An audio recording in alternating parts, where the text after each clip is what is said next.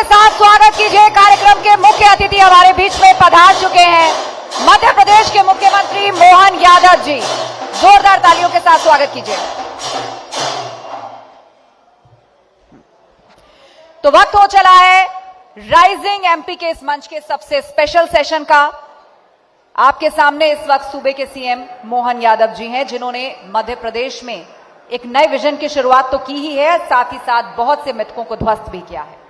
बिल्कुल, और महज 1 साल की अपनी सरकार के कार्यकाल में प्रदेश में रॉकेट की रफ्तार से विकास के लिए किए गए कई फैसले को भी प्रधानमंत्री नरेंद्र मोदी तक इनकी तारीफ करते हैं। और अब पूरा मध्य प्रदेश कह रहा है मोहन ने मोह लिया। और नेटवर्क 18 के विशाल मंच पर स्वागत है विराट व्यक्तित्व के धनी डॉक्टर मोहन यादव का, और उनके साथ चर्चा को आगे बढ़ाएंगे न्यूज 18 के managing editor Amish Devgan ji. Thank you so much Aastha, thank you so much आप सब लोगों का। आप सुबह से आज इधर इंतजार कर रहे हैं इस सेशन का, और ये सेशन वाकई जोरदार होगा। और भस्म मैया ग्रुप ने वाकई बता दिया है कि ये सेशन कितना जोरदार और जबरदस्त होगा। जोरदार तालियों के साथ अभिनंदन करिए मध्य प्रदेश के मुख्यमंत्री, सबसे पढ़े लिखे मुख्यमंत्री, सबसे डिग्री वाले मुख्यमंत्री। अब मैं इनकी डिग्रियां बताऊंगा तो समय बहुत चला जाएगा, आगे आपको बताऊंगा।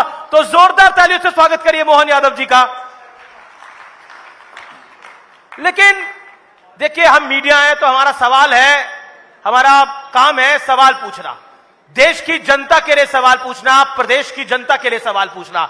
तो आज मध्य प्रदेश की जनता के दिल में जो सवाल है, उन तमाम सवालों का जवाब लेने का मैं प्रयास करूंगा मध्य प्रदेश के मुख्यमंत्री मोहन यादव जी से। लेकिन उससे पहले एक रिपोर्ट देख लेते हैं कि बीते 1 साल में मोहन यादव जी ने क्या क्या किया है, क्या कुछ किया है। आइए नजर डाल लेते हैं।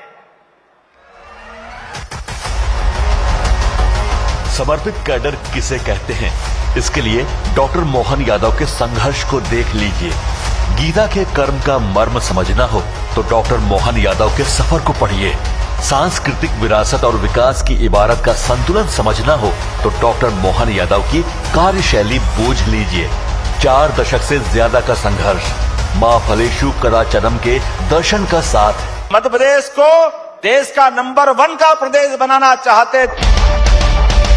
साल 2024 में मध्य प्रदेश ने 4 सांस्कृतिक वर्ल्ड रिकॉर्ड अपने नाम किए। सीएम ने न सिर्फ कृष्ण पथ को सहेजने का संकल्प लिया, बल्कि श्री कृष्ण पाथेय न्यास का गठन भी सुनिश्चित किया। डॉक्टर मोहन का मास्टर स्ट्रोक ही है कि रीजनल इंडस्ट्री कॉन्क्लेव के नवाचार ने निवेश की नई नींव डाल दी। मध्य प्रदेश और राजस्थान के बीच चंबल काली सिंध पार्वती का मामला आखिरकार सुलझा। साथ ही केन बेतवा लिंक परियोजना का सपना भी जमीन पर उतरा। यूपी और एमपी के 55 लाख लोगों की जिंदगी बदल देगा। हद तो तब हुई जब मोहन सरकार ने प्रदेश में 1 लाख नई नौकरियों का न सिर्फ ऐलान किया, बल्कि वित्त विभाग ने तैयारियां भी शुरू कर दी। हमने जो दिसंबर तक का टारगेट लिया है, लगभग 1 लाख से ज्यादा रोजगार के लिए अवसर अर्थात नौकरियों का शासकीय विभिन्न विभागों की भर्तियां करने का काम चालू कर रहे हैं। डॉक्टर यादव की चुनौती पसंद शख्सियत अभी भी सतत सूबे को बेहतरीन की श्रेणी में लाने के सपने के साथ काम कर रही है। पूरा मध्य प्रदेश कह रहा है मोहन ने मोह लिया। नेटवर्क 18 के विशाल मंच पर हैं विराट व्यक्तित्व के स्वामी डॉक्टर मोहन यादव।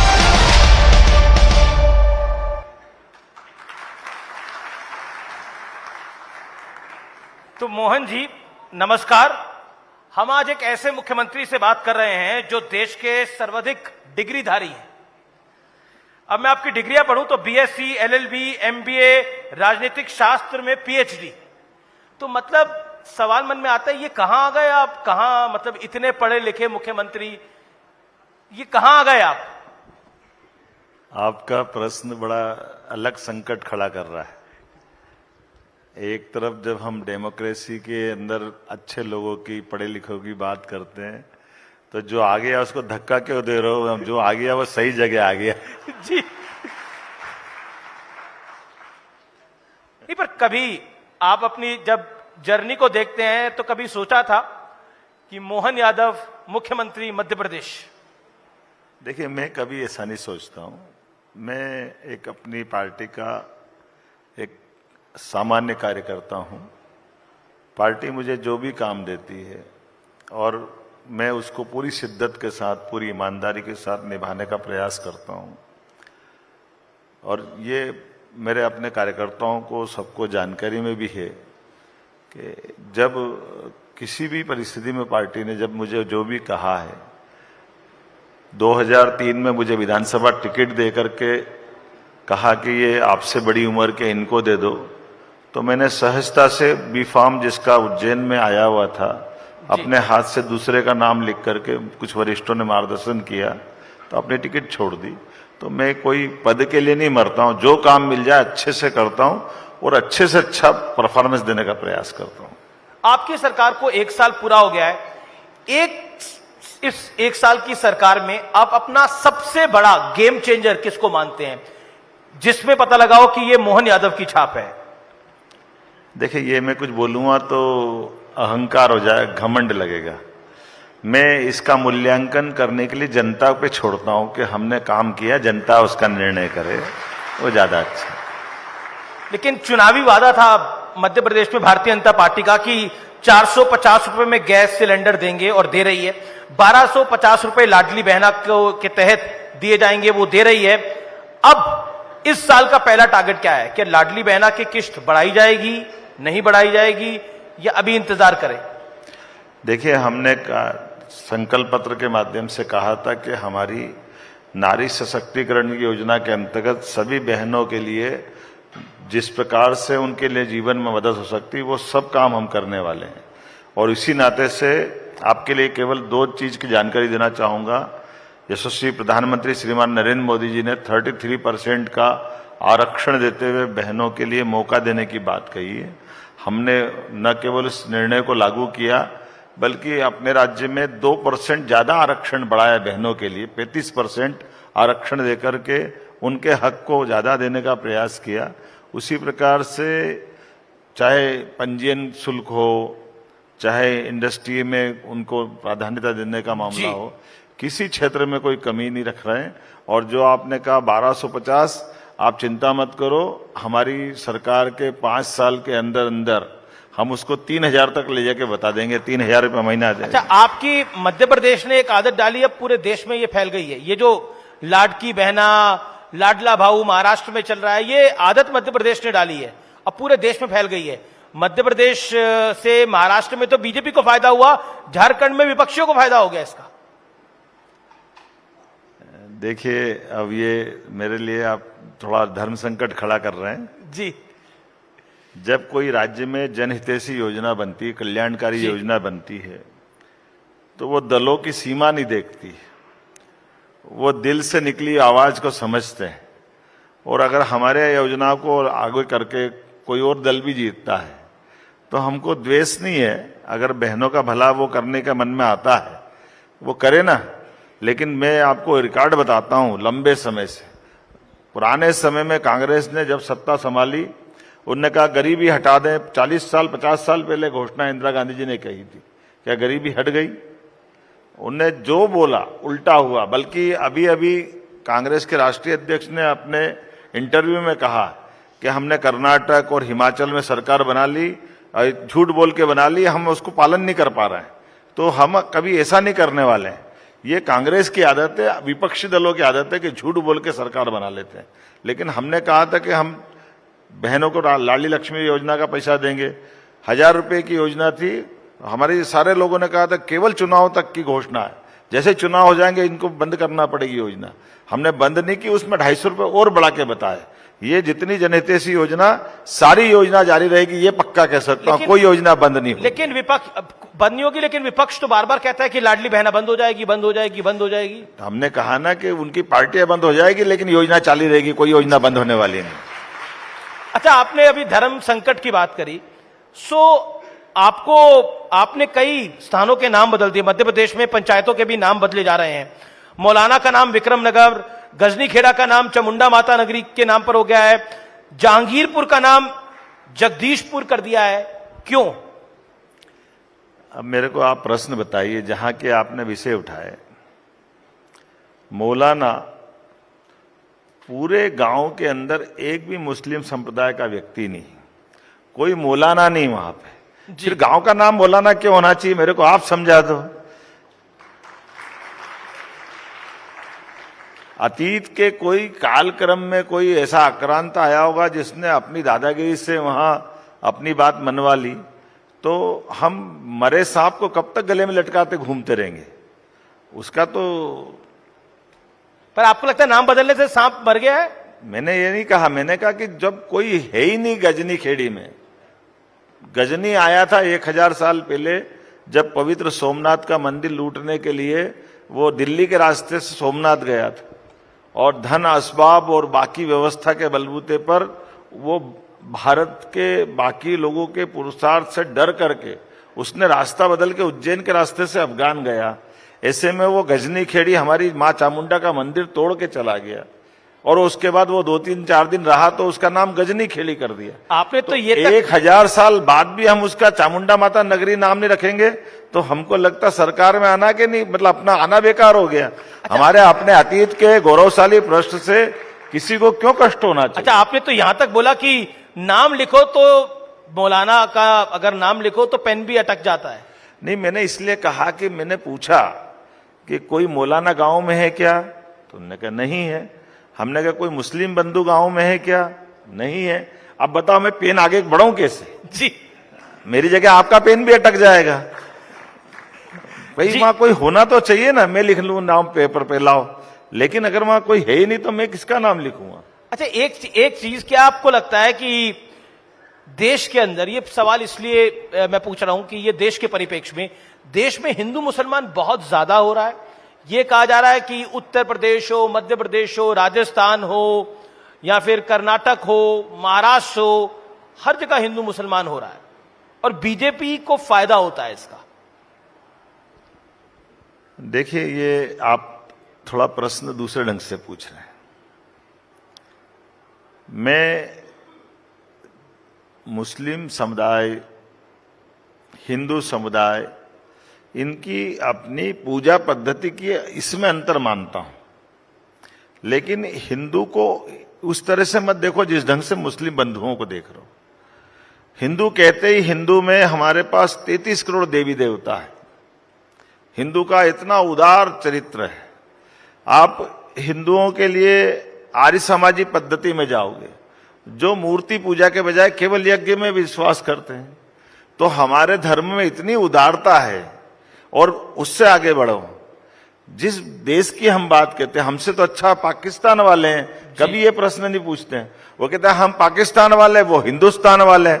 जैसे अमेरिका में रहना अमेरिकन, इंग्लैंड में रहना अंग्रेज, ऐसे हिंदुस्तान में रहना हिंदू। उसमें गलत क्या है? हिंदू हमारा होना राष्ट्रीयता है। लेकिन समुदाय तो सभी रहते हैं ना। मैंने क्या कहा, हिंदू ही राष्ट्रीयता की अपने आप में ध्वनि आती है, तो स्वाभाविक रूप से ये हिब्रू शब्द का अपभ्रंश होकर के सिंधु की नदी के इधर के पास रहने वाले सभी हिंदू हैं। इसको आप पूजा पद्धति से मत देखिए, इसको उस भाव से भी मत देखिए जिस भाव से हमें भेद आता है। मैं एक पॉलिटिकल सवाल पूछता हूं। अभी हाल ही में हरियाणा में और महाराष्ट्र में बीजेपी की अच्छी जीत हुई है, और आपका स्ट्राइक रेट, यानी जहां जहां आपने प्रचार किया वहां पर भी अच्छी सीट आई है। और हरियाणा में जो जिसे अहीर बेल्ट कहा जाता है, वो बीजेपी ने स्वीप किया है, और ऐसा 2014 के बाद पहली बार फिर हुआ। क्या आप क्या आकलन करते हैं कि क्यों इतनी बड़ी जीत हुई हरियाणा में और महाराष्ट्र में? देखिए, ये सब जीत होने का एकमात्र कारण है पूरे देश का विश्वास भारतीय जनता पार्टी पे है, यशस्वी प्रधानमंत्री श्रीमान नरेंद्र मोदी के ऊपर है। इसलिए हम उनके नेतृत्व में दुनिया की सबसे बड़ी पार्टी अगर कोई हुई है तो ये माननीय जेपी नड्डा जी के नेतृत्व में, माननीय प्रधानमंत्री के नेतृत्व में भारतीय जनता पार्टी हुई। और केवल देश के अंदर नहीं, दुनिया के अंदर हर भारतीय का मान बढ़ा, सम्मान बढ़ा है। तो हरियाणा और बाकी के राज्य भी उसी का हिस्सा है। हरियाणा में कहा जा रहा था ना बीजेपी के लिए जीतना बड़ा कठिन है। मैंने क्या कहा, ये तो 2014 से हर बार कांग्रेस और उनके साथ वाले को नैरेटिव बनाते कि किसी हालत में बीजेपी की सरकार नहीं आएगी, लेकिन बीजेपी की सरकार एक बार नहीं, 2 बार नहीं, तीसरी बार फिर आई। अब इसको क्या मानो, आप सरकार बीजेपी की है, कांग्रेस नहीं मानती, 10 बार मत मानो, तुम्हारे मानने नहीं मानने से क्या होता है। लेकिन सीटें इस बार लोकसभा में कम रह गई थी ना थोड़ी। सीटें का सवाल नहीं, सवाल सीट का है। अगर प्राइम मिनिस्टर की सीट पे भारतीय जनता पार्टी के नाते से माननीय नेता के रूप में प्रधानमंत्री शपथ ले रहे हैं, तो क्या आप इसको नकार सकते हो? आप ना करोगे? ये वो प्रधानमंत्री है जिन्होंने 60 साल पुराना रिकॉर्ड तोड़ा है। 2060 के बाद अगर तीसरी बार भारत सरकार के प्रधानमंत्री के नाते से शपथ ली है, तो याद रखना उनका नाम श्रीमान नरेंद्र मोदी है, और हमें इस बात पे गर्व है। जी, इस नैरेटिव को बना करके लोग अपना चलाने लग गए थे कि बस बीजेपी के दिन गए, कांग्रेस आने वाली है, राहुल गांधी बस आगे बढ़ने वाले हैं। एक एक करके उनकी डूबती नाव में कोई बैठने को तैयार नहीं है। कोई आज छोड़ रहा, कोई कल छोड़ रहा, कोई परसों छोड़ेगा। इसीलिए आप देखिए उनके साथ जितने लोग थे सबने धीरे धीरे उनका पिंड छुड़वा लिया है। अच्छा, छोड़ने छुड़ाने पर याद आया, ये कमलनाथ जी वाकई छोड़ रहे थे? क्या था वो किस्सा? देखो, मैं केवल एक कमल को जानता, वो मेरी पार्टी का चुनाव चुनने, मुझे और किसी की जानकारी नहीं। फिर भी अब आपने छिंदवाड़ा से उनसे ले ही लिया है, 29 में से 29 आई हैं बीजेपी की। ये तो पहली बार हुआ है मध्य प्रदेश के अंदर देखिए आपकी अगुवाई में। देखिए भाई साहब, कौन किससे लेता है। भारतीय जनता पार्टी की लहर चल रही थी मध्य प्रदेश में यशस्वी प्रधानमंत्री के पक्ष में, और उसका परिणाम रहा है कि क्या छिंदवाड़ा, क्या इंदौर, क्या उज्जैन, क्या छतरपुर, क्या टीकमगढ़, जहां भी जीते लाखों में जीते। अब इंदौर 12 लाख से जीते, 8 लाख से छतरपुर जीते। अब उसका तो इंदौर का तो कैंडिडेट ही आपकी तरफ आ गया था ना। मैंने क्या बोला, कोई लड़का बारात लेके जा रहा, वो अपने घोड़े से उतर के कहीं और चले जाए तो वो भी क्या हमारी गलती है? अच्छा, कमलनाथ जी वाली बात देखिए, आपने बिल्कुल पलट दिया मेरा सवाल। मैं दोबारा, मैं कोई नहीं पलटता हूं, मैं तो हकीकत बता रहा हूं। अरे कमलनाथ जी वाला मतलब वाकई आ रहे थे कमलनाथ जी, या मैंने फिर दोबारा दोहराया, ये कमलनाथ जी से पूछो, मैं तो कमल को जानता हूं ना, मेरे को क्या मतलब है उससे? मैं अपनी पार्टी के जनरल, आपको अपने कमल से लेना देना है, उस कमल से कोई लेना देना नहीं। मेरा निवेदन ये है जी, मैं इस बारे में, पार्टी के अंदर हमारे उदारता के साथ लोकतंत्र में विश्वास है जी। उनकी कई कांग्रेस के बड़े बड़े लोग आकर के भाजपा को ज्वाइन कर रहे हैं, तो भाजपा में अगर कोई आकर अपनी निष्ठा बताता तो हम ना नहीं बोल रहे हैं, लेकिन जो आया ही नहीं उसकी बात क्या कर सकते हैं। लेकिन ये बात सही है कि भाग्य की बात है, उनका नाम ही हमारी पार्टी के चुनाव चिन्ह से, जिस दिन भी आएंगे स्वागत कर देंगे, हमको क्या तकलीफ है। जी जी, तो मतलब आगे भविष्य में आ सकते हैं। मैंने क्या बोला, भविष्य कौन जानता, भगवान के अलावा। मैं तो, मुझे नहीं मालूम, शायद आप जानते हो तो मैं आपको बधाई दे देता हूं। जी, मेरा अगला सवाल है, देखिए सवाल ये, क्योंकि 29 के 29 कमल खिले लोकसभा चुनाव के अंदर, लेकिन दिल्ली में 26 साल से सूखा है भारतीय जनता पार्टी के लिए। दिल्ली चुनाव को लेकर अब चुनाव की घोषणा होने ही वाली है, 26 साल से सूखा है विधानसभा के अंदर, बीजेपी की सरकार नहीं बन पाई है। क्या लगता है आपको? आपके नजर में एक थोड़ी चीज अटक रही, मैं बताता हूं। आप ये देखिए, दिल्ली के अंदर यशस्वी प्रधानमंत्री के नेतृत्व में सरकार बनाने के साथ से लेकर के दिल्ली की सातों सीट लगातार भाजपा के पास है। आपको ये दिखाई नहीं दे रही? बिल्कुल, ये है भाजपा और ये है प्रधानमंत्री का अपना काम करने का तरीका। विधानसभा नहीं जीत पा रहे। राज्यों के चुनाव को लेकर के मैंने कहा है, जो झूठ का प्रोपेगेंडा फैलाया गया था, उसके धीरे धीरे सारे के सारे पत्ते खुलते जा रहे हैं।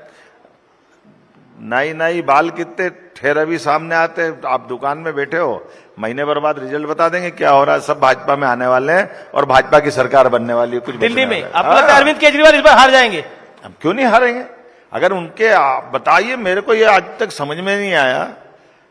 इस देश का दुर्भाग्य है, राज्य के मुख्यमंत्री मतलब राज्य का प्रथम नागरिक, और हम ओथ लेते हैं माननीय, और उनकी तो पार्टी और बड़ी वाली थी जिनने कहा था कि वो करप्शन के खिलाफ रहेगी, लेकिन इतने बड़े आरोप लगने के बाद किस भाव से वो जेल में रहते हुए मुख्यमंत्री रहे, ये उनका सवाल नहीं था। माफ करना, ये दिल्ली के एक एक वोटर का अपमान उनने किया है कि हमने इसलिए नहीं दिया था वोट कि हमारे वोट में जाने वाला जेल काटे और बेशर्मी से इस्तीफा नहीं दे। इसका हिसाब दिल्ली की जनता चुकता करेगी, ये मैं गारंटी ले सकता हूं। पर कहीं संविधान में तो लिखा नहीं हुआ कि आप जेल जाएंगे तो इस्तीफा देना चाहिए। तो संविधान में यह भी नहीं लिखा था कि वो शपथ लेकर के किसी बेशर्मी पे किसी सीमा तक चले जाएंगे। उनके पहले कई सारे नैतिकता के आधार पर कितने उदाहरण भरे पड़े हैं। आप बताइए, हमारी पार्टी के राष्ट्रीय अध्यक्ष माननीय लालकृष्ण आडवाणी जी अभी हैं, केवल लाल डायरी में नाम लिखा था, वो भी पूरा नहीं लिखा था। एल के का अर्थ कुछ भी निकल सकता था, लेकिन उन्हें ऐसी बात पे से अपने सांसद पद से भी इस्तीफा दिया, राष्ट्रीय अध्यक्ष पद से भी इस्तीफा दिया। उन्होंने कहा मुझे नहीं रहना जब तक मैं निर्दोष साबित नहीं हूं। ये उदाहरण उनको दिखना चाहिए था। हमारी पार्टी के एक नहीं 50 उदाहरण ऐसे भरे पड़े, लेकिन न तो वो कांग्रेस के ना बीजेपी के, किसी उदाहरण के बजाय उनने कहा कि ये संविधान की गलियां ढूंढते हुए, ये वही लोग थे जिनने कहा था मैं बंगला नहीं लूंगा, बंगला लिया, मैं गाड़ी नहीं लूंगा, गाड़ी ले ली, मैं अपने घर वालों को किसी को आगे नहीं करूंगा, मालूम पड़ा किसको आगे किया, मैं किसी हालत में करप्शन बर्दाश्त नहीं करूंगा। सबसे बड़ा आरोप क्या लगा है, आज जमानत पे कौन है, मैं जमानत नहीं लूंगा, जमानत लेके क्यों बाहर आ गए, मैं लंबी फेहरिस्त बता सकता हूं। लेकिन मुझे लगता है कि उन पे बोलना भगवान बताए, उनकी आत्मा जाने और वो जाने, अपन अपने राज्य से मतलब अपने क्या लेने देना, जनता अपने आप हिसाब चुकता कर देगी। जी, तो मतलब आप आश्वस्त है दिल्ली में इस बार बीजेपी की सरकार आ गई है, वो भी बहुत सारी घोषणाएं कर रहे हैं। मैंने कहा कि यशस्वी प्रधानमंत्री के नेतृत्व में पूरे देश के अंदर सभी राज्यों में सरकार बन रही है जी। तो दिल्ली में तो आज के दौर में अत्यंत आवश्यक है। जैसे दिल्ली के कल परसों प्रधानमंत्री ने जो शब्द बोला है कि वो चाहते तो अपना भी शीश महल बनाते, लेकिन उनने अपना खुद का मकान नहीं बनवाया। इस देश के अंदर 4 करोड़ गरीबों के मकान बना, ये है प्रधानमंत्री नरेंद्र मोदी जी का अपना विजन और ये उनका तरीका। वो 3 करोड़ नए बनाने का संकल्प भी ले लिया। क्या गरीब गांव का, क्या गरीब शहर का, सारे लोगों के जीवन बदलने के लिए अगर काम कर रहे हैं तो दिल्ली अलग थोड़ी है। दिल्ली के लिए तो सबसे ज्यादा प्रेम है। आज दिल्ली के अंदर यमुना साफ नहीं हुई है, पाप किसके माथे? इन्होंने ही गए बार चुनाव में सब कहा था कि बस ये 5 साल कम पड़ गए, अगले 5 साल में दिल्ली की यमुना जी बिल्कुल ऐसा लगेगा कि जैसे वहां हिमालय से निकल रही यमुना जी। वो हिमालय तो छोड़ो, पता नहीं किस तरह की दुनिया में आज भी हैं, लेकिन सिवाय झूठ बोल के सगुबा चलाने का। लेकिन मुझे लगता है कि थोड़ा उन पे बोलना अब ज्यादा पर्याप्त है, इतना क्यों किसी और राज्य के अब तो वो उस स्थिति में भी नहीं है। हमारे सबके सामने उदाहरण है। जी। चलिए, मेरा अगला सवाल है कि क्योंकि आपने लाडली बहना की बात करी और लाडली बहना को लेकर बहुत सारे सवाल जवाब होते हैं, लेकिन एक डिबेट शुरू हुई है कि हिमाचल प्रदेश में जो इकोनॉमिक क्राइसिस आया है, जो फाइनेंशियल क्राइसिस आया है, ये जो रेवड़ी कल्चर है, ये राज्य की अर्थव्यवस्था को चरमरा देता है। क्या कहना चाहते हैं? डेवलपमेंट को रोक देता है। As a CM, what is your thought? देखिए, दोनों बात है। मैं आपसे एक प्रश्न पूछता हूं, आप रक्षाबंधन पे अपनी बहन को आपकी सुविधा के हिसाब से आपको लगता है कि मुझे 1 लाख रुपए रक्षाबंधन में देना, तो आप 1 लाख रुपए देते होगे। कोई गरीब आदमी को 10 रुपए देने की इच्छा होती तो 10 रुपए देता है। कोई के पास कुछ नहीं तो गुड़ की कोई डली खिला करके उसके साथ अपने संबंध निभा लेता है। ये हमारे देश का कल्चर है कि हम अपने इन सारे व्यवहार में, आपस के संबंधों में हमारे उस भाव को निर्भर करें जिस प्रकार की आपकी वित्तीय क्षमता है। ऐसे में नारी सशक्तिकरण को लेकर के अगर हम अपनी बहनों को कुछ मदद करके उनके जीवन में खड़े होते हैं तो ये आप मान के चलिएगा, हमारे पुरुष आधारित समाज में अभी ये थोड़ी कमजोरी है। लेकिन बहनों के साइड से मैं बता सकता हूं, अगर पुरुष 100 रुपए कमा के घर में पहुंचता है तो 25-50 रुपए उड़ा देगा, लेकिन बहन 1 रुपया भी फालतू उड़ाना नहीं चाहती है, पूरे घर पे कुर्बान कर देती है। ये बहनों की आदत, हमारी संस्कार है, इसलिए उसका सम्मान करने की जरूरत। उसको मिलने वाला 1 रुपया भी, ये बोलना बहुत सरल है, कहीं और मैं माफ करना जिस मंच से बात कर रहे हैं, वो गरीब बहनें जिनके घर में आज भी इस बात के लिए 100 रुपए का भी महत्व है, जब उनके हाथ में 1250 जाते हैं, वो मतलब आप कभी कल्पना नहीं कर सकते पूरे परिवार के लिए 1-1 रुपया बचा करके जो जिंदगी बदल रही है। आने वाला समय बताएगा ये राशि से उनके जीवन में कितना बड़ा बदलाव आया। जी, लेकिन इसके लिए मैं एक आंकड़ा देख रहा था, 11 महीनों में 40,500 करोड़ रुपए का कर्ज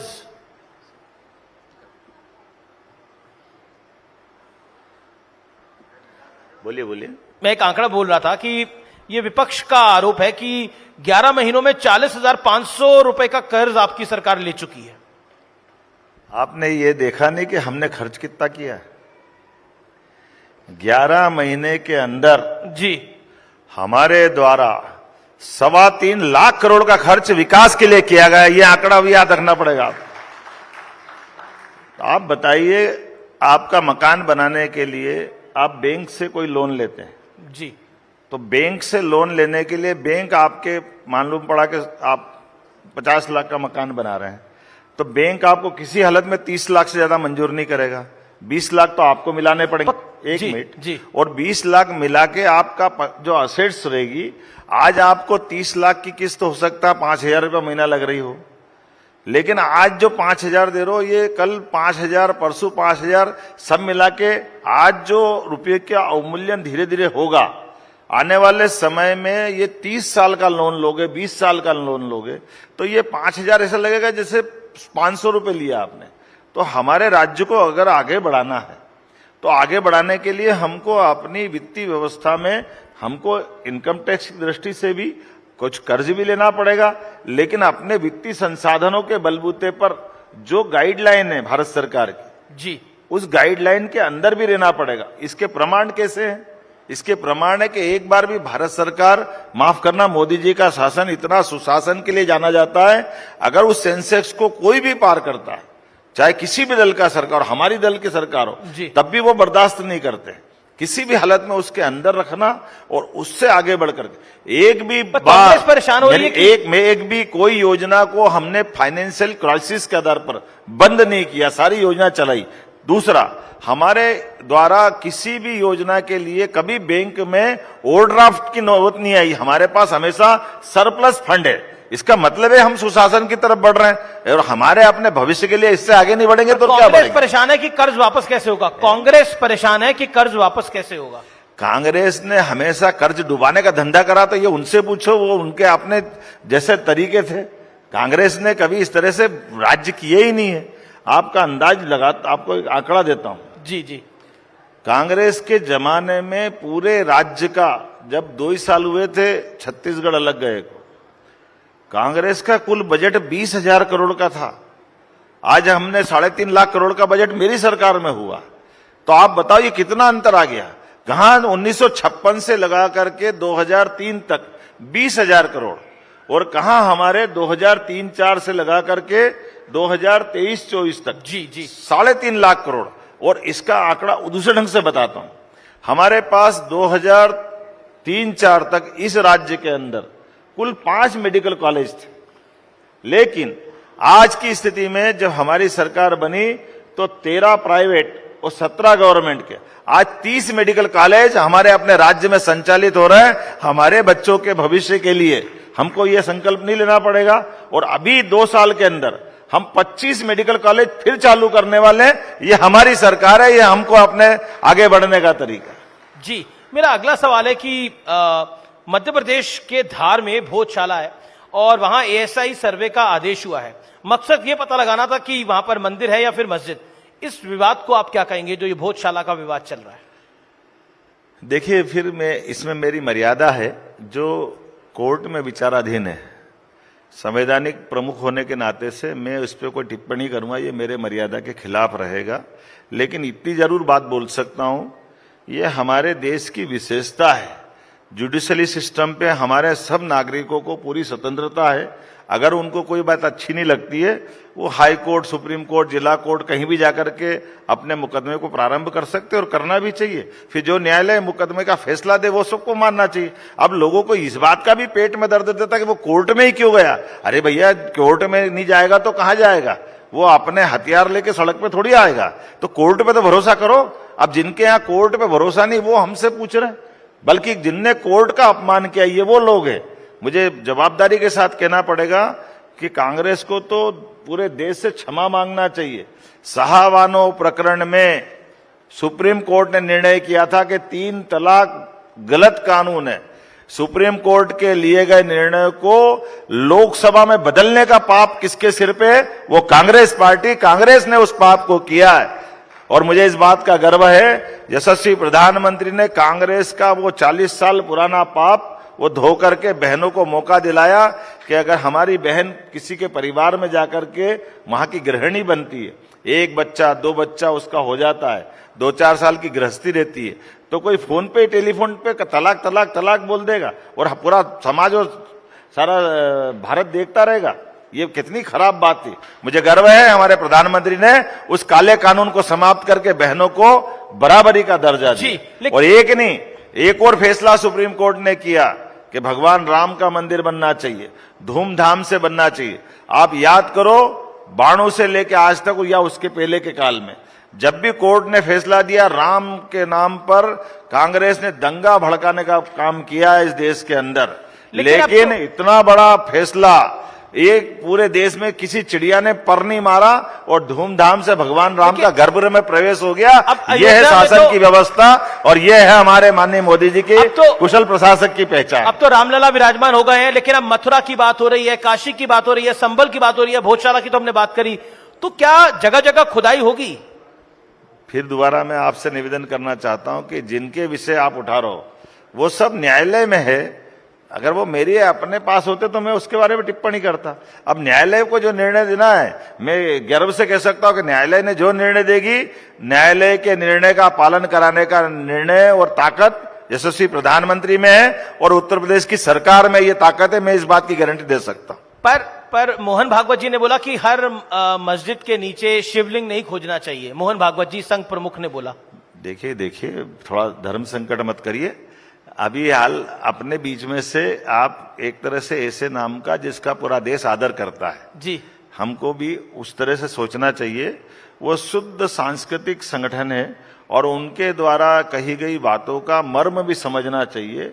जैसे उनने बहुत अच्छे से इस बात को समझाने का प्रयास किया। आप बताइए, इस देश के अंदर हमारे राष्ट्रीय स्वयंसेवक संघ के परम पूज्य सरसंघ चालक जी ने अगर ये बात कही है तो कितनी पवित्र और कितनी अच्छी बात कही है, तो हमको उसके बारे में गंभीरता से सोचना भी चाहिए। लेकिन अब उस बात को हम अगर इस पॉलिटिकल फ्रंट की तरह उपयोग में लाएंगे तो मुझे लगता है जरा गलत हो जाएगा।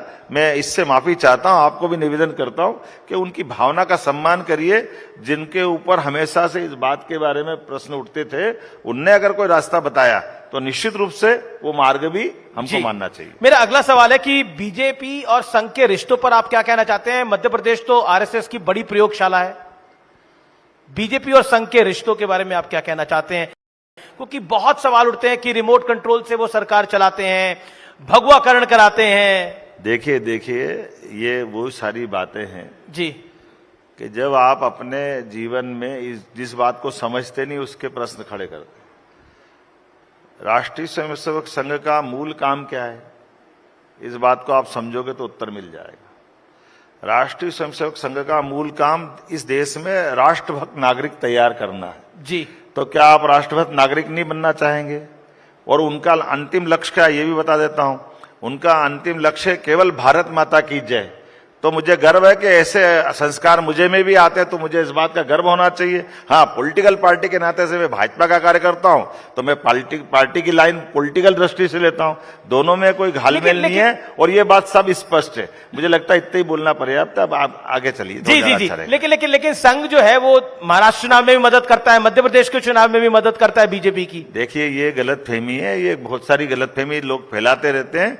और संघ तो वो धारा है जो 1925 से एकमेव राष्ट्र की धारा लेके चल रहे हैं कि इस देश के अंदर सांस्कृतिक राष्ट्रवाद और राष्ट्रभक्त नागरिकों की फौज तैयार करना जो देश के हित में काम करे। मुझे इस बात का गर्व है कि वो उनकी धारा में काम कर रहे हैं और हमें अपना काम करना है। जी, आपने श्री कृष्ण पाथेय न्यास का गठन किया है और आरोप यह है कि ये हिंदुत्ववादी है। देखिए, अब ये देश की पहचान भगवान राम भगवान कृष्ण से है कि नहीं है, प्रश्न यहां से खड़ा होगा।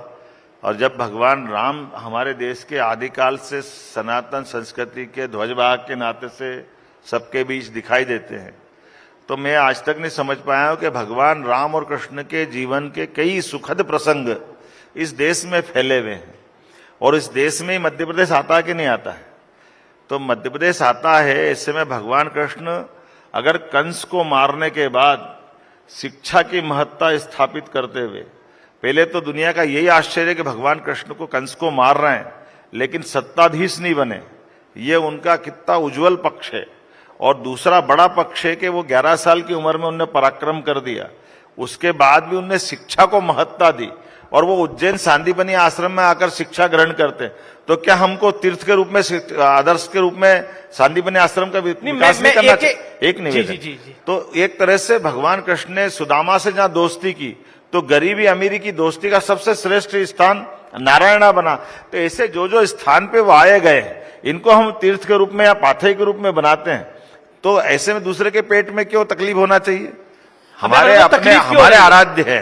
हमने कहा कि भगवान कृष्ण के ये पक्ष समाज के बीच में आज भी नए सिरे से जाना चाहिए, तो उसमें अच्छी बातों को स्थापित करने में भगवान कृष्ण के मानने वाले लाखों लोग हैं, करोड़ों लोग हैं, उनकी आस्था है और होना भी चाहिए। ऐसे में हमको उनका पाथेय बनाने में तकलीफ क्या होना चाहिए? नहीं, मैं तकलीफ के कारण बता देता हूं। अब आपने एक ऐलान कर दिया कि हर पर्व आप सामूहिक रूप से मनाएंगे, उसमें मकर संक्रांति है, गीता जयंती है, गुरु नानक जयंती है, हर जिले में गीता भवन बनवा रहे हैं। अब विपक्ष कह रहा है कि ये तो पूरा भगवाकरण ही है, ये तो हिंदुत्व का एजेंडा है। मेरे को एक बात बताओ, सरकार समाज का प्रतिबिंब है कि नहीं? तो समाज मनाता गीता जयंती, समाज मनाता मकर संक्रांति, समाज मनाता जन्माष्टमी, तो सरकार अलग क्यों खड़ी रहेगी? सरकार क्यों नहीं मनाएगी? कोई इस बात में रोकेगा तो हम तो 10 बार मनाएंगे, वो उनको पेट में दुखेगा तो 10 बार दुखे, इससे चंदा। अरे समाज जो कर रहा है, सरकार उसमें सहयोग कर रही, तो हम गलत क्या कर रहे हैं? अच्छा, हमने कहा जी कि इस देश के अंदर पवित्र गीता जैसा ग्रंथ जो ज्ञान योग, भक्ति योग, कर्म योग तीनों की शिक्षा देता है। और आप अतीत का उदाहरण देख लो, अल्बर्ट आइंस्टीन से लगा करके विश्व के बड़े बड़े विद्वान अगर गीता को पढ़ करके अपना मार्ग खोजते हैं। ओपनहाइजर जिनने परमाणु बम बनाया, जिसके मन में इस बात की पीड़ा थी कि मेरे परमाणु बम बनने के बाद कई लोग मेरे हाथ से मर गए, तो उसको कोई मार्ग नहीं मिला। उसने संस्कृत सीखी, गीता का अध्ययन किया और कर्मवाद की शिक्षा के आधार पर उसको लगा कि मेरे हाथ से ये कर्म होना था, लेकिन मैं सब कुछ नहीं हूं, करने कराने वाला ईश्वर है। तो अगर वो अपने मार्ग में कहीं इस बात का लाभ लेता है, तो ऐसे में मैं गीता की बात पूरी दुनिया में करता हूं तो गलत क्या है? ऐसे में गीता आप कभी गूगल खोल के देख लेना। मुझे गर्व है, दुनिया में सबसे ज्यादा गूगल सर्च इंजन पे पढ़ी जाने वाली पुस्तक गीता है, और इसलिए हमें इस बात का गर्व है। अच्छा, मैं आजकल सबके पास डिजिटल वॉच है, आपने वैदिक घड़ी लगवा दी। सबके पास डिजिटल वॉच है, आपने वैदिक घड़ी लगवा दी है, क्यों? आपको मालूम वैदिक घड़ी क्या होती है? बिल्कुल क्या होती है? ये वैदिक घड़ी का काम है नहीं, जो क्या होती वैदिक घड़ी क्या है बताओ जरा। नहीं, आप बताइए। आप तो समझाओ मेरे को, किसको कहते हैं वैदिक घड़ी? नहीं, पर आजकल डिजिटल वॉच का जमाना मेरे है। को समझाओ तो सही, वैदिक घड़ी क्या होती है? वैदिक घड़ी जो कि अपने तरीके से पंचांग वगैरह सब बताती है। पंचांग क्या होता है बताओ जरा। जिसके हिसाब से तिथियां चलती हैं, तो तिथियां कैसे बनती बताओ जो जरा। उज्जैन नहीं, अब जब से गुड़ी पड़वा शुरू होता है तब से विक्रम संवत शुरू होती है। गुड़ी पड़वा कैसे शुरू अब आप होता तो है मेरा बताओ ना इंटरव्यू मेरे को। लेने लग गए हो। मैं क्या गुड़ी पड़वा कैसे बताओ आप जरा मेरे को। नहीं, ये क्या क्या है क्या संक्रांत ये? कब पड़ती है, मतलब तो जो हमारी हिंदू रीति रिवाज के त्योहार कब पड़ते हैं उसकी जानकारी मिलती है। है ना, मैं आपको जो आप बात बता रहा है मैं उसी पे आऊंगा वापस। जी, हमारी तिथियां बनाने में हमारे समय के विभक्तिकरण की शुद्ध पद्धति अगर कहीं है तो पंचांग आधारित है। आपकी जानकारी के लिए बता दूं, जैसे मैं आपसे एक प्रश्न पूछता हूं, आपको मालूम नक्षत्र कितने हैं? क्या नक्षत्र कितने हैं? नक्षत्र इतने नहीं, मेरी जानकारी नहीं मैं आपको जानकारी जी। 27 नक्षत्र है। वो 27 नक्षत्र एक साल में 4 बार आते हैं, इसलिए एक साल में 4 बार आने वाले 27 नक्षत्र, अर्थात हमारे कोई संत भी कितने साइंटिफिक है, कोई साधना करता है अपने आगे 108 लगाता है। तो जिसने एक साल तक साधना की तो वो 108 लगाएगा, और जिसने एक साल से ज्यादा साधना की तो 1008 लगाएगा। अब हमारे संतों को कोई मजाक बनाता तो कितना दुख होता है। नक्षत्रों की गिनती करके आप बताइए, ग्रहों की दशा देखने के लिए पूरी दुनिया ने, गैलीलियो जब तक दूरबीन नहीं लाया तब तक इनको ग्रहों की मालूम नहीं थी।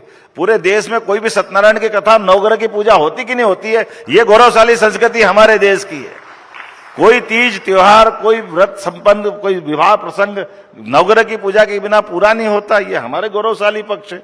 ऐसे में हमारी तिथियों को निकालते हुए सूर्य ग्रहण, चंद्र ग्रहण आज का, 10 साल बाद का, 100 साल बाद का, 500 साल बाद का, वो हमारी वैदिक गणित से 1 मिनट में निकलता है। आप इस वैदिक गणित के आधार पर आप मेरे को एक बात का उत्तर दीजिए, इस प्रकृति के अंदर कोई भी प्राणी, एक भी नाम बता देना, रात को 12 बजे या तो सोता है या जगता, कोई बता दो आप मेरे को। कोई भी प्राणी या तो दिनचर्या चालू करता है या निंद्रा को पसंद करता, सोता है, बताइए। सोता ही है रात को 12 बजे। 12 बजे जी, 12 बजे तक जगने के बाद सोता है। 12 बजे के बाद सोता है। हाँ, कोई प्राणी है दुनिया में? इस नाते से कह रहा हूं कि ये जो रात को 12 बजे समय बदलने की बात है, ये कौन सी साइंटिफिक बात है? सारी प्रकृति या तो सूर्योदय से चालू होती है, या उल्लू महाराज भी आते तो सूर्योदय के बाद आ जाते हैं। ये मध्य रात्रि में कहां से आ जाते हैं? तो जिनको इस बात की समझ नहीं है, वो आज भी इंग्लैंड के ग्रीनविच टाइम से टाइम मिलाते हैं। ये वैदिक घड़ी उनको जवाब है कि भैया 12 बजे कोई नहीं जगता, हम गलत फहमी में, या तो सूर्योदय में आ जाओ या सूर्यास्त में आ जाओ। हमारे देश में ये शुरू से परंपरा है। इस परंपरा के आधार पर समझने की जरूरत है। वो 300 साल पुराना दुनिया तो 12 बजे वाले नियम को ही फॉलो कर रही है ना दुनिया। 12 बजे का मैंने आपसे क्या बोला? मेरी आप बात फिर दोबारा दोहरा रहा हूं जी। कोई वैज्ञानिक कारण बता दो 12 बजे का। कारण उसका तो है फिर आप, ये फिर माइथोलॉजी हो गई ना, ये तो कर्मकांड हो गया। तो आज के जब विज्ञान के युग में कर्मकांड लेके क्यों बैठोगे? मैंने आपसे जो बात कही ना जी, वो करते आया है, अंग्रेज करा रहा है तो हम करेंगे। क्यों करेंगे ऐसा? आप बताओ, सूर्योदय होना चाहिए या सूर्यास्त होना चाहिए? रात की 12 बजे का क्या चक्कर है? इसके चक्कर में हमारे सारे बेचारे लोग परेशान रहते कि 12 बजे केक काट रहा, काहे के लिए काट रहा, भगवान जाने। भाई ये गलत फहमी वो फैला रहा है, बात के लोग गलती कर रहे बेचारे, उनको मालूम नहीं है। तो ये जो जिनको नहीं मालूम है हमारे धर्म के अंदर की, हमारी प्राचीन पद्धतियों की जी, उन बातों के मैं आपको बताता हूं उसका कारण क्या है। दुनिया के अंदर समय की सर्वाधिक शुद्धता की गणना 300 साल पहले तक भारत और भारत में मध्य प्रदेश और मध्य प्रदेश में उज्जैन से होती है जी। और महाकाल बाबा का मतलब ही, महाकाल बाबा 12 ज्योतिर्लिंग में से है जी। लेकिन सही अर्थ में महाकाल में काल मतलब समय की नगरी है। तो समय के देवता है वो, समय की नगरी है उज्जैन। और इसलिए 300 साल पहले तक दुनिया में सर्वाधिक शुद्ध समय की गणना कहीं होती थी तो वहां से होती थी। और आज भी, अब तो जीपीएस बन गया फिजिक्स में। आप देखिए पृथ्वी अपने अक्ष से 23.26 अंश झुकी हुई है। आप जीपीएस से उठा के देख लो, वो आपको उज्जैन और उज्जैन के पास एक डोंगला में हमने ऑब्जर्वेटरी बनाई, वहां 23.26 अंश पे 1 मिनट में दिखा देगा। अर्थात वो हमने जो कहा था वो साइंटिफिक था। लेकिन चूंकि 300 साल पहले हम गुलाम थे, फ्रांस उस समय उत्कर्ष पे था, तो 50 साल तक फ्रांस की राजधानी पेरिस से दुनिया में स्टैंडर्ड टाइम तय होता रहा। फिर अंग्रेजों का समय आया तो वो अंग्रेज अपने इस सम्मान को अपने यहां खींच के ले गए और वो अपने ग्रीनविच से समय बता रहे हैं। लेकिन 70 साल हो गए, आज इस 75 साल से ऊपर हो रहे हैं, लेकिन आज भी अपने गौरवशाली पक्ष को लेकर के। लेकिन मुझे एक बात की और प्रसन्नता है, वो समय शुद्धता का यहां आना चाहिए। इस अभियान में भारत सरकार के साथ हम भी बात कर रहे हैं और इस मामले में भारत के आसपास के पड़ोसी देश पाकिस्तान, अफगानिस्तान, चाइना, जापान, ये सब भारत के विद्वान इस बात पे भारत के विद्वानों के साथ है कि आज नहीं तो कल शुद्ध के समय की गणना भारत में होगी और वो भारत में से मध्य प्रदेश और उज्जैन में होगी। हमें इस बात का आनंद जी। इसमें वैदिक घड़ी अब उज्जैन में बन जाए। अब किसी दिन अभी आप आगे बढ़ गए, मैं जरा लाऊं ना आपको पीछे। नहीं, अब किसी दिन अब वैदिक घड़ी में वहां वैदिक घड़ी बनाता हूं। अब आपको वैदिक घड़ी का भी गणित बताता हूं। वैदिक घड़ी किसको कहते हैं? वैदिक घड़ी जैसे हमारे पास 60 मिनट का 1 घंटा है, तो 60 मिनट के 1 घंटे को आप 24 घंटे में डिवाइड करो तो लगभग वो 1350 मिनट के ऊपर आते हैं जी। तो हमारे पास एक जो मुहूर्त है वो 44 मिनट का है। तो 44 मिनट के मुहूर्त के आधार पर अगर अपन कैलकुलेट कराएंगे तो वो हमारा बराबर 24 घंटे के अंदर का हिसाब लगाएगा कि सूर्योदय का सही समय क्या है। तो हमने सूर्य से अपने समय सिद्धांत की गणना की वो दुनिया में दो ही प्रकार की गणना होती है, या तो सूर्य गणना या चंद्र गणना। अभी हम नादानी में से इस बात को नहीं लाते हैं। अंग्रेजों के 12 महीने के दिन आप निकालना, रिकॉर्ड आपको गूगल से भी मिल जाएगा। अंग्रेज खुद पहले 10 महीने का साल मनाते थे, उसके पहले 8 महीने का मनाते थे। हमारी देखा देखी करते करते अब वो 12 महीने का मनाने लगे। तो आप जिनको जब समझ में आए, जब जागे तब सवेरा, तो हम तो जागे हुए, हमको क्या चिंता है, हमको तो बोलना ही पड़ेगा। जी, मेरा अगला सवाल है, बहुत बड़ा विषय है यूनियन कार्बाइड का जो कचरा है। 40 साल बाद ये डंप हो रहा है और कोर्ट के आदेश के बाद ये डंप हुआ, लेकिन इस पर पॉलिटिकल विवाद विपक्ष ने बनाने का प्रयास किया। क्या कहना चाहते हैं आप? ये सब अतीत के कांग्रेस के ऐसे पाप है कि उनके, सरल भाषा में बोलना तो नहीं चाहिए, लेकिन उनके बाप दादाओं ने बोए बीज थे जो हम सब भुगत रहे हैं। ये एक बड़ी दुर्भाग्य की बात है। कांग्रेस के शासनकाल में यूनियन कार्बाइड को लाइसेंस दिया गया था। कांग्रेस के शासनकाल में निर्बाध गति से शहर के बीच वो चलता रहा। लापरवाही से चलने के बाद गैस रिसी तो लाखों लोग मारे गए। उन्होंने, कांग्रेस ने कुछ नहीं किया, बल्कि जो फैक्ट्री चला रहा था उसको भगाने का और मौका दे दिया। 20 साल तक वो घटना के बाद भी उसका 20 साल में कितना दुष्परिणाम हुआ होगा, कितना वो विषाक्त थे, जो आज हमको समझा रहे हैं कि वो ये हो जाएगा, वो हो जाएगा। ये उस समय कहां गए थे? अपने अतीत के पुरखों को भी माफी मांगना चाहिए कांग्रेस वालों। लेकिन कांग्रेस कह रही है अभी, मेरा निवेदन तो सुनो जी। 25 साल बाद ये अपने, अभी आज की स्थिति में भी 10 साल पहले 2013-14 में, 2013-14 के पहले 2010 में कांग्रेस के ही प्रधानमंत्री मनमोहन सिंह जी की सरकार में पर्यावरण मंत्री जयराम रमेश ने यह निर्णय किया कि इसको पीथमपुर पहुंचाना चाहिए, और उनके ही मंत्रिमंडल ने रिकमेंड किया कि हाँ इसको जला दो। तो हमने तो उस निर्णय के आधार पर बढ़ते हुए कोर्ट में सारे निर्णयों के परिप्रेक्ष्य में अगर इस चीज में हाथ डाल करके सबको निजात दिलाने का प्रयास किया, तो अगर इसको वो गलत कह रहे तो ये जनता उनसे जवाब मांगेगी ये पाप किसका था और आज तक ये पड़ा क्यों रिया है। तो आज, और माननीय न्यायालय इसका गवाह है, आज मुझे धन्यवाद है उच्च न्यायालय का, जिन्होंने इस बात के लिए माना कि हाँ आपने अपनी तरफ से जो हमने आदेश दिया उसका आंशिक पालन कर लिया है। लेकिन 6 सप्ताह का समय दिया और उन्होंने कहा कि पूरे प्रदेश के अंदर किसी को भी कहना हो तो 6 हफ्ते के अंदर कह दे कि इसका निस्वारण कैसे करना है। और साथ ही साथ जो भ्रम फैलाएगा वो कोई भी हो, उसके लिए भी कोर्ट ने डायरेक्शन दिया है कि वो कोर्ट के संज्ञान में रहेगा। माफ करना, वो मीडिया हो या कोई भी हो, कोर्ट उससे भी निपटने में सक्षम रहेगी। मुझे गर्व है कि कोर्ट ये फैसला दे रही है और हमारे अभी तक के स्टेप को उन्होंने सही माना है। जी, आप ब्रिटेन, जर्मनी गए थे हाल ही में और वहां पर 60,000 करोड़ के निवेश की बात हुई है। भोपाल में ग्लोबल समिट होने जा रहा है, इसको आप कैसे देखते हैं प्रदेश के लिए और खासतौर पर यूथ के लिए यहाँ के? आपको एक आंकड़ा बताता हूं। जी।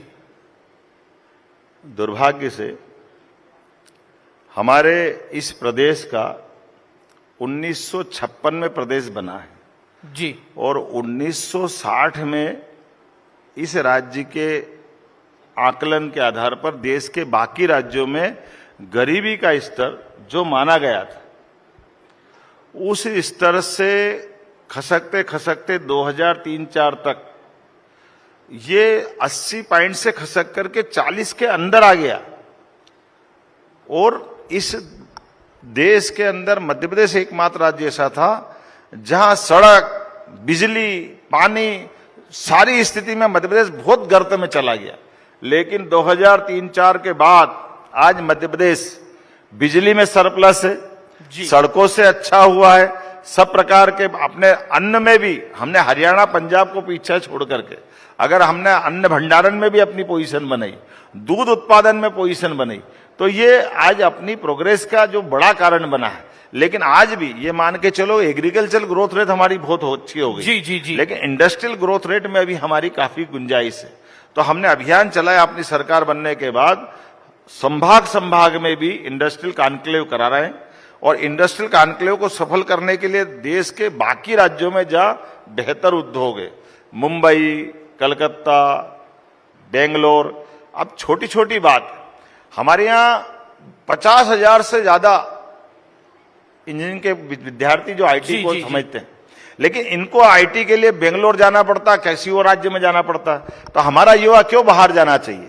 उनको सबको यही रोजगार मिलना चाहिए, उनको काम मिलना चाहिए। इसलिए सभी सेक्टर में समान रूप से यहाँ की बौद्धिक क्षमता वाले लोगों को उपलब्ध अवसर दिलाने के लिए, बेहतर से बेहतर करने के लिए हमारी सरकार काम कर रही है। और इसी आधार पर हम पूरे राज्य को देश का नंबर 1 का राज्य बनाने के लिए कृत संकल्पित हैं। तो जो हमारी अभी बजट की, जो मैंने आपको अभी अपनी पोजीशन बताई, 5 साल के अंदर हम 7 लाख करोड़ का जी, जी, जी। टारगेट लेके चल रहे हैं कि सभी प्रकार से नंबर 1 का राज्य बनेगा और सबको रोजगार मिलेगा। जी, आखिरी दौर है चर्चा का। कुछ महत्वपूर्ण सवाल हैं। उज्जैन में सिंहस्थ कुंभ होने वाला है 2028 में, 2025 में प्रयागराज में महाकुंभ है। क्या कहना चाहते हैं आप? क्या यहां से भी काफी लोग, मध्य प्रदेश के वासी भी प्रयागराज जाना चाहेंगे? उनके लिए व्यवस्थाएं, उनके लिए ट्रेन तो चली रही हैं, सिंहस्थ की क्या तैयारी है?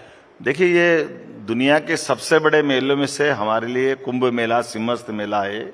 और जैसे वहाँ वृश्चिक राशि में अगर कुंभ प्रवेश करते तो वहाँ कुंभ होता है, हमारे सिंह राशि में बृहस्पति का आना होता है तो सिंहस्थ होता है। दोनों का अर्थ ही है कि ये विश्व के सबसे बड़े मेले में है। मुझे गर्व है कि ये 2028 में जब आएगा, तो अभी हम 2025 में प्रयाग में हमारे यहाँ से आने जाने की प्रबंधन भी कर रहे हैं, हमारा स्टॉल भी लगा रहे हैं, हमारे अधिकारियों को भेज भी रहे हैं। आने वाले समय में अभी तक का सबसे अच्छा सिंहस्थ उज्जैन का लगेगा, इसके हम सारे प्रबंधन कर रहे हैं, ये पक्का। जी, लेकिन कुंभ को लेकर एक विवाद भी खड़ा हो गया है। वक्फ पर आपकी राय क्या है? क्योंकि अब तो प्रयागराज के महाकुंभ की जमीन पर भी वक्फ ने अपना दावा ठोक दिया। कहा है ये वक्फ की जमीन है जहां पे कुंभ हो रहा है, महाकुंभ हो रहा है। मैं तो इतना ही जानता हूं, इस देश की बहुसंख्यक समुदाय के, अल्पसंख्यक समुदाय के हजारों साल के हमारे संबंध है। और अगर किसी को कुछ बात लगती तो न्यायालय सबके लिए है। हर बात को पॉलिटिकल दृष्टि से कांग्रेस के लोग अगर मैदान में ला रहे हैं तो कांग्रेस की बुरी स्थिति इसलिए होगी, केवल एक ही वर्ग के वोट वो चाहती, दूसरे वर्गों को कब तक नीचा दिखाएगी? ये कांग्रेस हिंदुओं को कब तक नीचा दिखाएगी? कांग्रेस अगर करेगी तो कांग्रेस को कीमत चुकाना पड़ेगी, मैं गारंटी ले सकता हूं। जी, लेकिन संतों का एक बड़ा वर्ग है, वो कहता है कि कुंभ में जो नॉन हिंदू हैं उनकी एंट्री क्यों होनी चाहिए, और खासतौर पर मुसलमानों की एंट्री को लेकर उन्होंने बयान दिया है। क्या कहना चाहते हैं आप? देखिए साहब, मैं तो एक ही बात जानता हूं, हमारे सोचने का अंत जहां होता है वहां से आगे संत दिखाई देते हैं।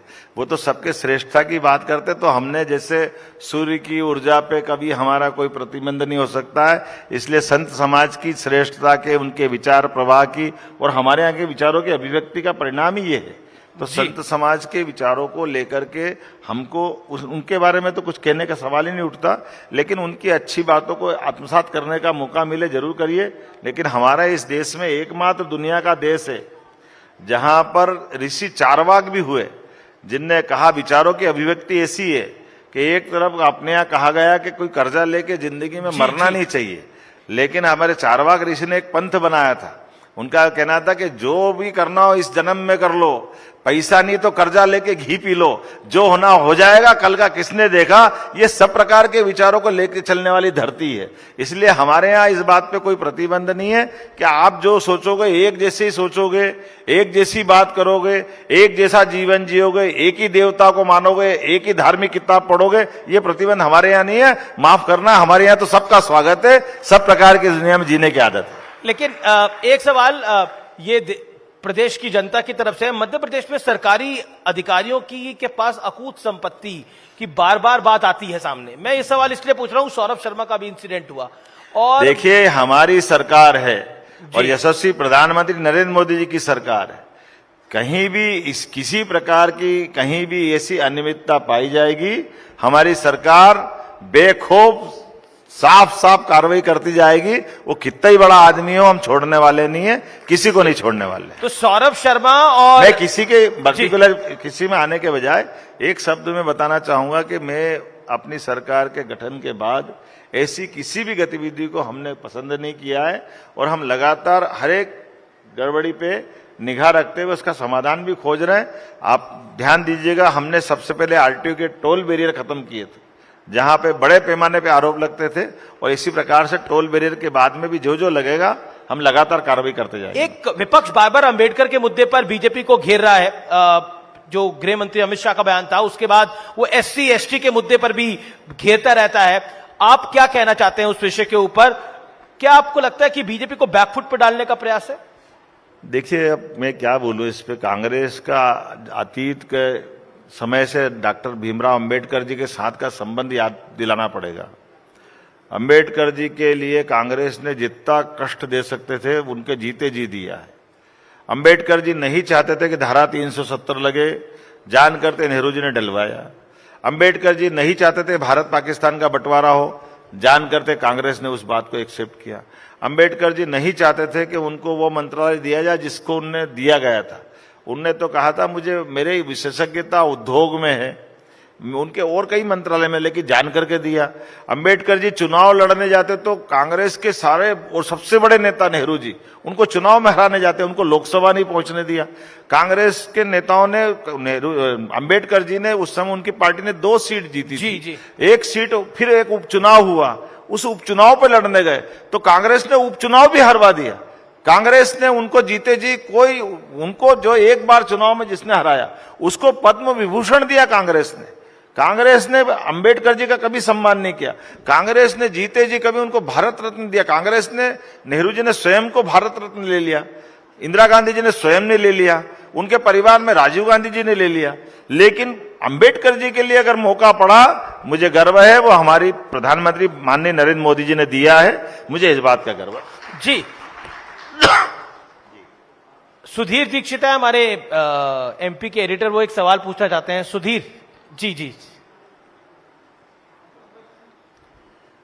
अब बहुत हो गए, मेरे को लगता है बहुत बहुत स्वागत है आपका। एक सवाल मैं पूछना चाहता हूं। हाल ही में आप ब्रिटेन और जर्मनी के दौरे से लौटे हैं।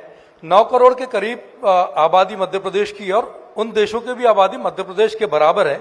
इस लिहाज से एक देश को आप संभाल रहे हैं, और यहाँ पर बहुत सारा यूथ मौजूद है। रोजगार को लेकर वो आपकी तरफ देख रहा है, और बहुत सारे नवाचार आपने किए हैं। और जर्मनी दौरे के बाद जो आप सुनकर आए हैं, देखकर आए हैं, और ग्लोबल इन्वेस्टर समिट हो रही, रीजनल समिट का नवाचार आपने बहुत किया, और बहुत सारे रोजगार बने। आगे क्या प्लान रहेंगे इन युवाओं के लिए? देखिए, मैं जर्मनी, इंग्लैंड जहां भी जा रहा हूं, या अपने देश के अंदर बैठिए, जहां भी घूम रहा हूं, वहां हर जगह अपने युवाओं के अवसर की तलाश कर रहा हूं। हमारे द्वारा नई टेक्नोलॉजी उनके पास बहुत अच्छी है, हमारे युवाओं को काम मिले, हमारी बौद्धिक क्षमता का सदुपयोग हो, देश के लिए हो, प्रदेश के लिए हो, और हम प्रयास ये कर रहे हैं कि वो सब कुछ मध्य प्रदेश में मिल जाए। इसीलिए मुझे इस दोनों देश तो छोड़ो, इस सुदूर ऑस्ट्रेलिया भी जाना पड़े या किसी और जगह जाना पड़े, मुझे कोई गुरेज नहीं। अपने युवा वर्ग के लिए जो बनेगा इस देश और प्रदेश के अंदर, अपने खासकर हमारी पार्टी की नीति के बलबूते पर मध्य प्रदेश को आगे बढ़ाने के लिए वो सब कुछ करेंगे। मैं आपका धन्यवाद अदा करता हूं, आपने ठीक प्रश्न पूछा। बिन्नू रानी सवाल पूछना चाहती है। सुधीर। अच्छा, बिन्नू रानी भी है क्या? जी। देखना बेटा, मुख्यमंत्री जी राम राम पहुंच जाए। राम राम। हमें चीनो के नहीं चीनो। अरे तुम इधर आ जाओ, चीनो। तो आजा। ये हमारी छोटी बेटी है, बड़ी होशियार है, और बहुत जबरदस्त इसकी फॉलोइंग है। वाह। हमें चीनो है कि नहीं चीनो? बेटा थोड़ा मेरे को हिंदी में बता देना। चीनो मतलब पहचाना, यही ना? हमें पहचाना आप? हाँ, पहचान ले। आप बिल्कुल बुंदेलखंड नहीं आओ। अरे बेटा, मैं बुंदेलखंड में जाता हूँ, धीरे धीरे सीख जाऊंगा, अभी थोड़ा बच्चा हूँ। अच्छा, मुख्यमंत्री जी मैं आप कीजिए पैसा, आप बहन पैसा दे 1200 योजना बहुत सारी लगी। कैसे पहले सब जने चटनी रोटी खाते हैं मम्मी, अरे अब रोज अच्छी सब्जी बन के खाती हैं। देखो ये बेटी जवाब दे रही है। ये जवाब तो अच्छा काम कर रहा है। जो ये बात, वो केन बेतवा नदी पे नहीं बोलोगी? हैं? केन बेतवा नदी का आपका लाभ मिलेगा, खेती अच्छी हो जाएगी, वो नहीं बताएगी? हाँ, केन बेतवा लिंक परियोजना का शुभारंभ कर आते अपने प्रधानमंत्री जी खजरा में। आप तो खुद आए थे। देखिए, जोरदार धन्यवाद। और आप सटाई आए थे ना? हाँ। हमने आप देखो तो गाड़ी में बैठे थे। अच्छा। हाँ। हम भीड़ में देख नहीं पाए बेटा, माफ करना है। हाँ, हमने कहीं हमें कहीं ठंगारी हो जाएगा गेल में, हम की ठंगारा नहीं होना। आपसे फिर से मौका मिलू हमें आपसे मिलने को, हमें बहुत अच्छा लगा, हमें कहा पता ही ना तो कि आप फिर से हमें मिल जाओ इतने अच्छे से।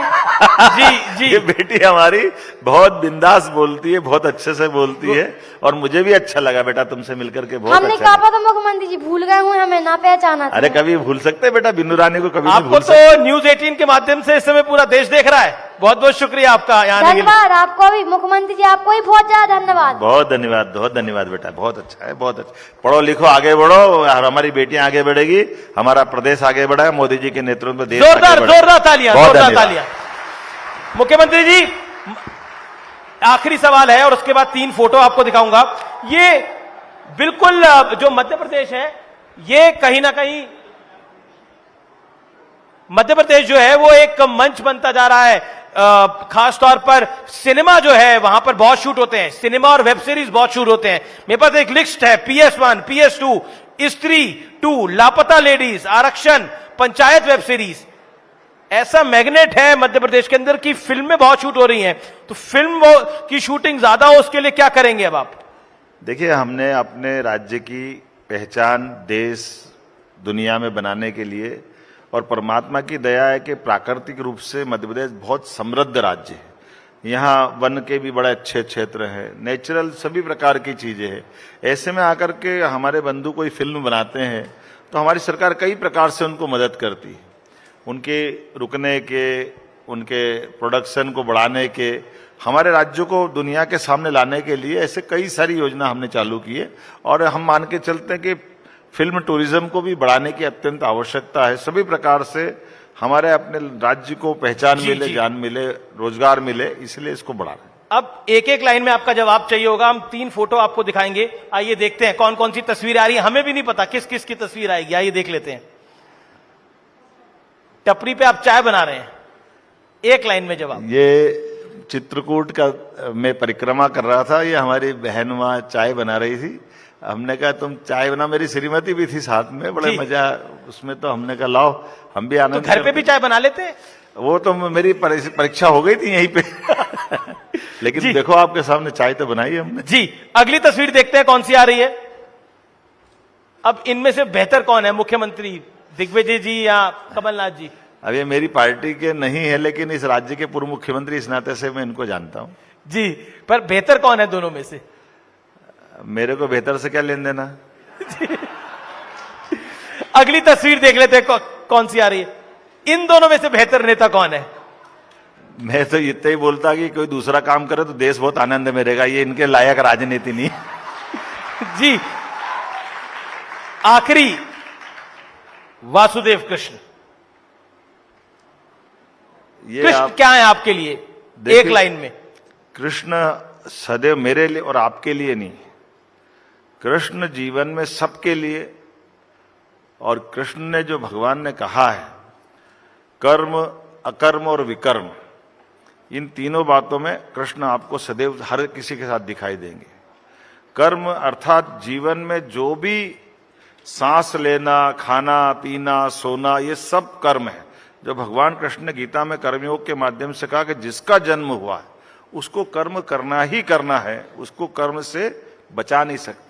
विकर्म अर्थात जो कर्म करके उसका फल नहीं चाहता है, वो अपने जीवन की श्रेष्ठता की तरफ बढ़ता है। और अकर्म उसको कहते हैं जो उसको अपना फल नहीं चाहिए। और विकर्म जिसने विशेष कोई कारण से अपना संकल्प किया है। भगवान कृष्ण ने एक एक जगह हमेशा पूरे जीवन में धर्म मार्ग पर चलने की बात, अच्छा सच्चाई की, अच्छाई की तरफ संकल्प लिया। तो वो मुरली की तान पे भी वो हमको संदेश देते हैं और सुदर्शन चक्र चलाने में भी वो संदेश देते हैं। जीवन भर ये हमारे सबके जीवन में दोनों मार्ग से अपना धन्य करते हैं। मैं प्रणाम करता हूं और आपको धन्यवाद देता हूं कि आपने आज के इस युग में भगवान कृष्ण की महत्ता को पुनर्स्थापित करने के लिए सबको दर्शन करा दिए। मैं आपको प्रणाम करता हूं। बहुत बहुत शुक्रिया। लेकिन मेरा आपसे निवेदन रहेगा कि आप 5 मिनट रुकिए। हमने एक आर्टिस्ट बुलाए हैं जो आपकी पेंटिंग बनाएंगे लाइव यहां पर, और आप उस पेंटिंग को जरूर देख के जाइएगा। आइए। बहुत बहुत धन्यवाद मुख्यमंत्री डॉक्टर मोहन यादव जी के लिए। जोरदार तालियां, बहुत शानदार सेशन रहा। बहुत बहुत शुक्रिया।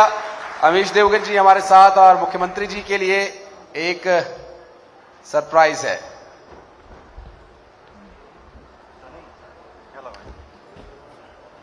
और उसके लिए हमारे बीच आ चुके हैं आर्टिस्ट सर्वम पटेल जी, जाना माना नाम है। इनकी कला वैसे तो आपने कई मंचों पर देखी होगी, लेकिन आज जो जगमगाहट ये अपनी कला के माध्यम से बिखेरने जा रहे हैं, सबको इंतजार है कि कौन सा सरप्राइज आज मुख्यमंत्री डॉक्टर मोहन यादव के लिए ये यहां पर क्रिएट करने वाले हैं। जोरदार तालियां सर्वम पटेल जी के लिए भी हो जाए। और आशा, क्योंकि मुख्यमंत्री डॉक्टर मोहन यादव की जो खासियत हम बीते एक साल में देखने, हालांकि जब वो शिक्षा मंत्री थे तब भी हमने उनकी काम करने का तरीका देखा, वो टैलेंट को बहुत अच्छा सा आइडेंटिफाई करते हैं और उसको पूरा सम्मान देते हैं। और उसी तरह जैसे बिन्नू का टैलेंट उन्होंने देखा तो बिन्नू को उन्होंने पूरा सम्मान दिया और उससे काफी मोटिवेट भी हुई बिन्नू, और इसके बाद उससे पहले भी कई टैलेंट्स को पहचान चुके हैं और उन्हें सम्मान दिया। इसी तरह से सर्वम पटेल का जो टैलेंट है, उस टैलेंट को पहचाना, उसको सम्मान मिले, इसके लिए इस मंच पर सर्वम पटेल हमारे साथ हैं। और पेंटिंग होगी, ये जो विधा है सर्वम पटेल की, ये स्पीड ग्लिटर पेंट कही जाती है। इसमें आपको जब तक पेंटिंग 99% बनेगी तब तक कुछ समझ नहीं आएगा कि हो क्या रहा है, लेकिन मुझे लगता है कि आशीष बहुत ज्यादा अनवील करना सही नहीं है, क्योंकि कलाकार जब अपनी कला को पूर्ण रूप दे चुका होगा, उसके बाद ये सरप्राइज सबके लिए होगा कि दरअसल ये किस तरह बन के निकलती है।